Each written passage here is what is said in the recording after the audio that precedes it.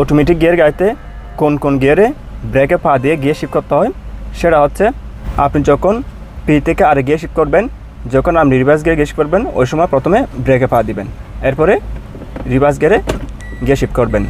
আর আপনি যখন reverse gear গাড়ি চালাবেন, যদি ব্রেক থেকে পা সরে ফেলি গাড়িটা একটু পিছনে যাবে।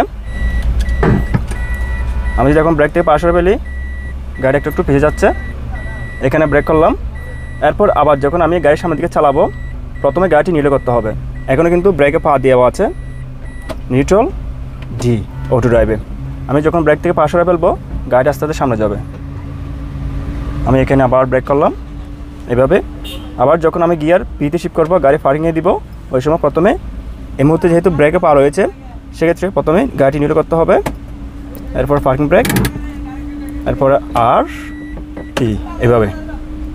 তার মানে এখানে বোঝা যাচ্ছে আপনি যখন পি থেকে আর গিয়ার শিফট করবেন, এরপর আর থেকে এন এ গিয়ার শিফট করবেন এবং এন থেকে ডিতে যখন গিয়ার শিফট করবেন, এই 4টি গিয়ারের মধ্যে আপনাকে অবশ্যই ব্রেকে পা দিয়ে গিয়ার শিফট করতে হবে। যদিও রানিং আমরা চাইলে ডি থেকে এনে গিয়ার শিফট করতে পারেন ব্রেকে পা না দিয়ে, সেক্ষেত্রে কিন্তু এটা রিস্ক থাকে। অথবা আপনি ব্রেকে পা না দিয়ে এন থেকে ডিতে গিয়ার শিফট করতে পারেন, সেক্ষেত্রে কিন্তু গিয়ার বক্সের সমস্যা হতে পারে। তাই আপনি যখনই অটোমেটিক গিয়ার গাড়ি চালাবেন অবশ্যই ব্রেকে পা দিয়ে পি থেকে আর গিয়ার শিফট করবেন, আর থেকে এন থেকে ডিতে গিয়ার শিফট করবেন।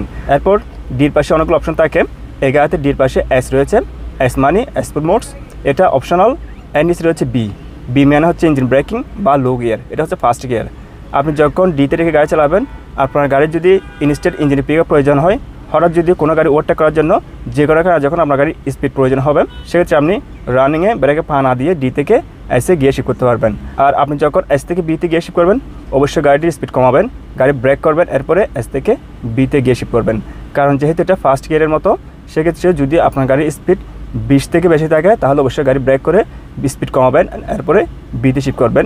এই গিয়ারটা ইউজ করা হয় যখন আমাদের গাড়ির অনেক বেশি শক্তির প্রয়োজন হয়, অথবা আপনি যখন বেশি উঁচু জায়গাতে গাড়ি চালাবেন, কিংবা আপনি যখন নিচু জায়গাতে গাড়ি চালাবেন ওই সময় বি গিয়ারটা ইউজ করা হয়, কিংবা লো গিয়ারটা ইউজ করা হয়। সাধারণত আপনি যখন অটোমেটিক গিয়ার গাড়ি চালাবেন সবসময় গিয়ার লেভেল ডিতে রেখে চালাবেন।